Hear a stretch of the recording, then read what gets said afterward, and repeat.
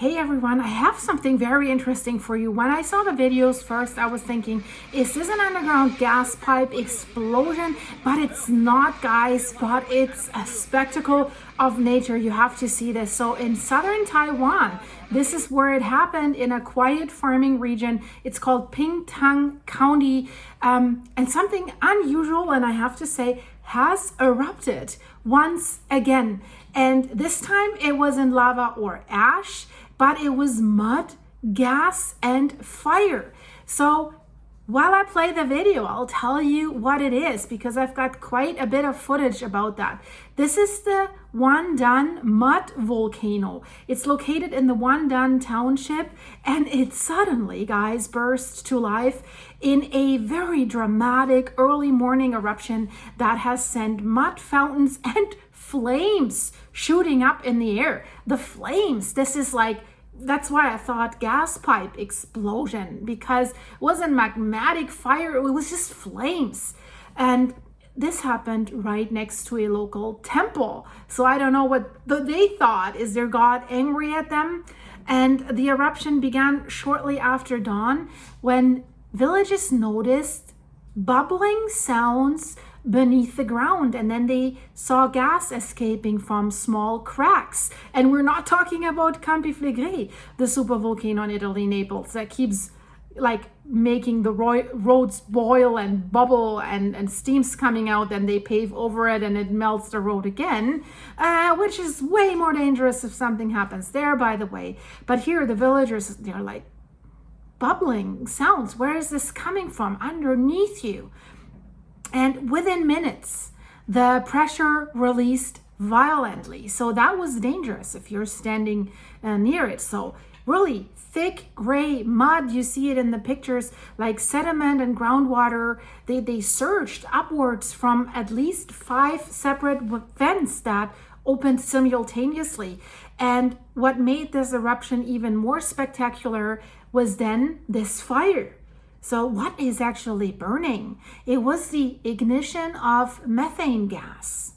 So as the mud was gushing out there was flames that were several meters high. They burned basically above those vents, like there's an opening up to hell. This is how this looked.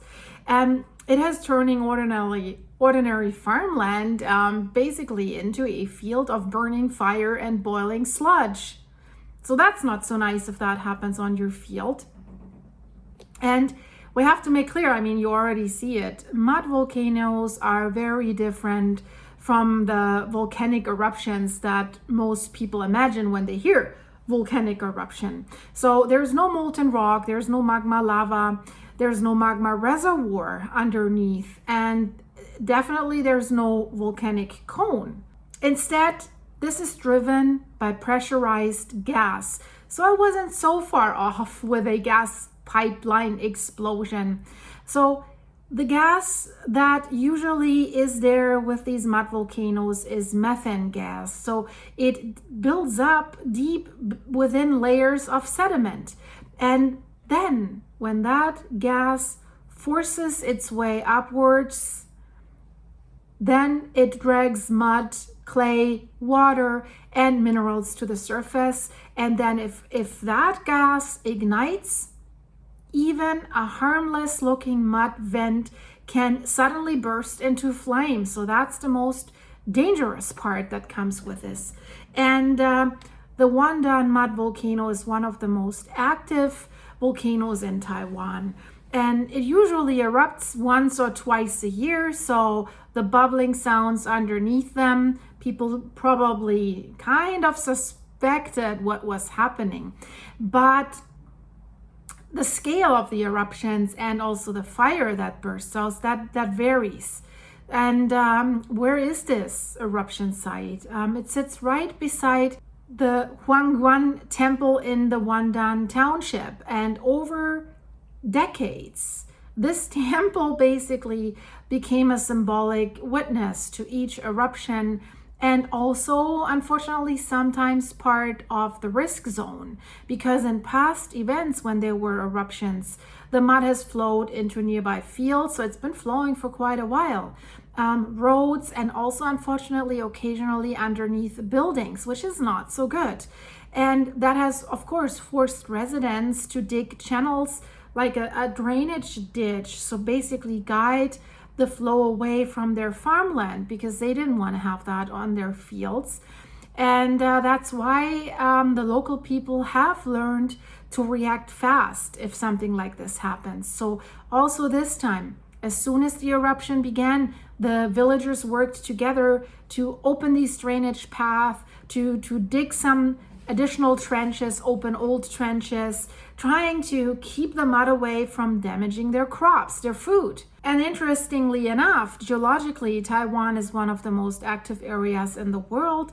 Basically, it sits on the boundary of two plates, the Eurasian and the Philippine Sea plates. And most of the island's volcanic activity is related to tectonic collisions and the deep subduction zone offshore. We know with subduction zones, we have a lot of earthquakes, but also volcanoes where these plates are subducting underneath each other.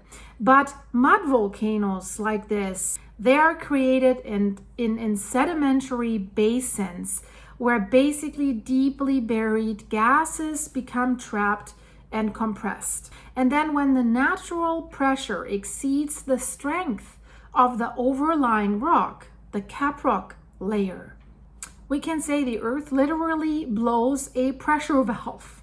And in Wandan, guys, really this process has been happening for centuries.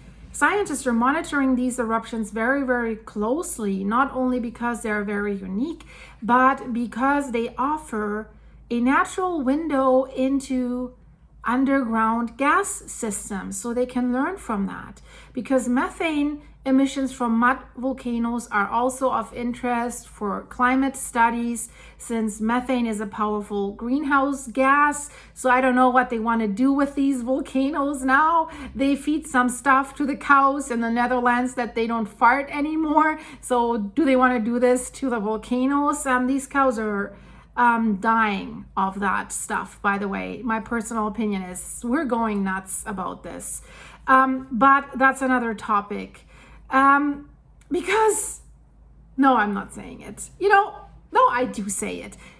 We just need a few of these monstrosity of volcanoes erupt, and then we have the opposite problem, and we're not prepared for this. We don't have underground greenhouses. We do not have enough greenhouses and technology to really create enough food, but that's a different topic.